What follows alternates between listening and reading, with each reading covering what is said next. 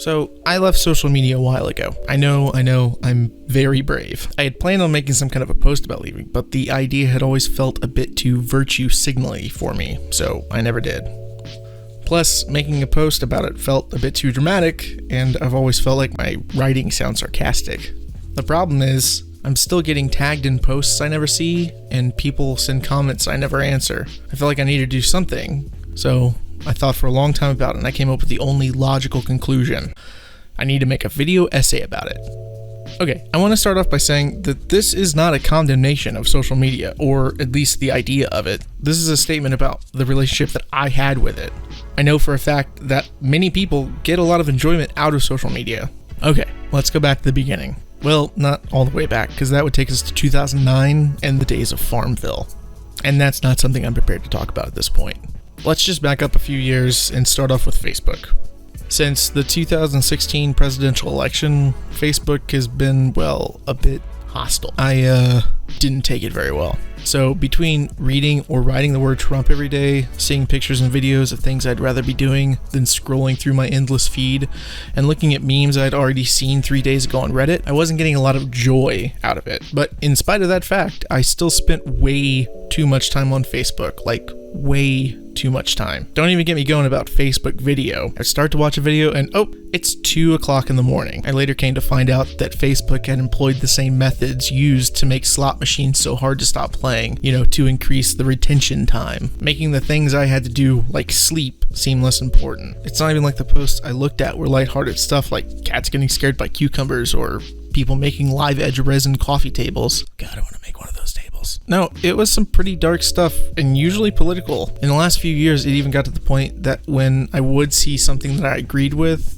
posts about social injustice or a political statement that aligned with the way I felt, it would still make me upset and get under my skin. It all started to affect me even when I was offline. I'd think about something I saw and it would make me angry. I started to think about everything as an us versus them. Oh, you don't think and feel the exact same way I do? Well then you. My newfound hardline stances were met with praise in my Facebook bubble, and that only made me double down on all of it. And I don't know how much any of us were to blame. The algorithm let organizations manipulate and radicalize people from every walk of life. Side note, if you're a racist Nazi xenophobe that hates the gays, then that's still a big you for me. But as far as the miles of gray that exists between us and them, Facebook, at least for me, was not a great place for nuanced discussion. Facebook was making it very difficult for me to imagine others complexly. Thankfully, after Facebook's boomer invasion, young people have left the site en masse or not getting on it in the first place. So yeah, Facebook, you're kind of a mixed bag, and depending on who's holding it,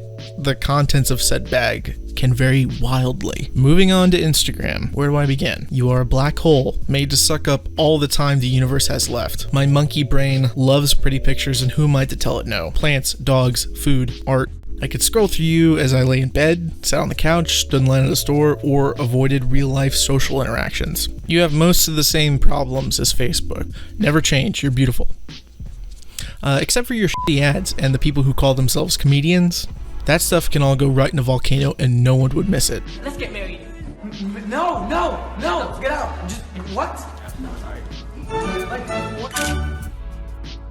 As far as Twitter, I'm not a celebrity, so I don't get that much engagement.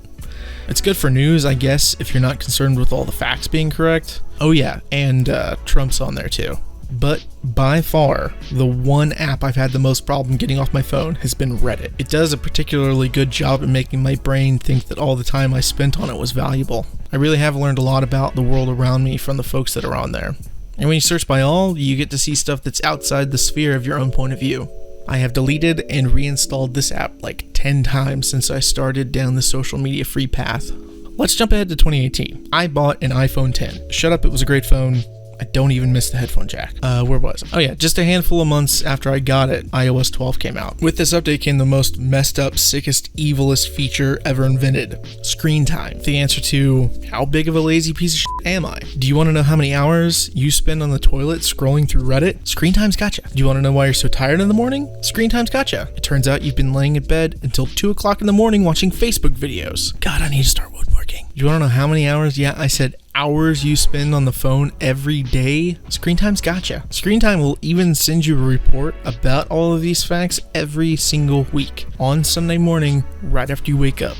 It's great. So these are all kind of reasons why anyone would quit social media. Now I'm going to get into the reasons why I quit. I suffer from anxiety. This has caused a lot of problems in my life. Problems with small stuff like skipping parties, to big stuff like not leaving jobs I knew were sucking the joy out of my life just because it would mean having to meet new people. Social media caused the same kind of stress. Every post I would make took me so much time to craft. I would stress over every word. Does this make me sound dumb? Will this hurt someone's feelings? Do I look okay in this profile pic? And God forbid anyone comment on my post. That would just bring a whole nother wave of anxiety over and over and over. These thoughts would just churn in my head until I would just start deleting posts before I would even make them. All that time I spent doing this just wasted. I knew it wasn't healthy, but I couldn't stop. So I did the only thing I could do. I turned to my North Star, my shelter in the storm, the man who likes to make me cry with his podcasts, John Green. No, really, if you need a good cry, listen to episode 3 of his podcast, Anthropocene Reviewed. It's called Googling Strangers and Kentucky Bluegrass. You're welcome. Oh yeah, and he's a New York Times bestselling author. Okay, so anyways, at the end of last year, John posted a video on his YouTube channel, Vlogbrother, that he and, well, his brother, Hank Green, run. His brother is also a New York Times bestselling author. The video is called Taking a Year Off. It starts like this. Good morning, Hank. It's Tuesday. So my internet isn't working. I don't mean that like the wireless in this house is unreliable. I mean, I wish it were more unreliable because I don't like the way I'm using the internet. You know, you should just go watch the video, link in the doobly-doo. In it, he sums up everything that I said in this video, but like better. It felt like he was thinking about all the same stuff I was. So at this point, I really tried to back off social media. And around the beginning of the year, I deleted all of the apps on my phone. It was scary at first. FOMO is a real thing. That's the fear of missing out. I didn't have the apps on my phone, but I would still get on my laptop and check the notifications, see what photos I might be tagged in. But after a while, the fear of missing out has gotten a lot better.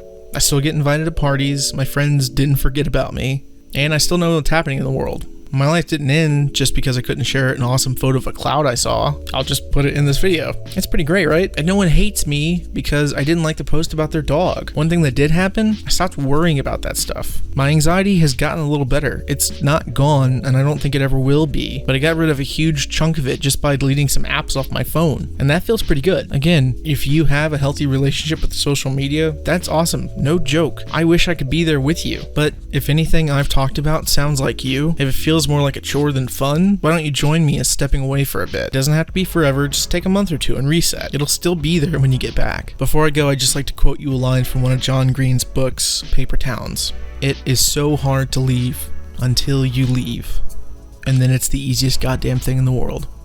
Thanks for watching.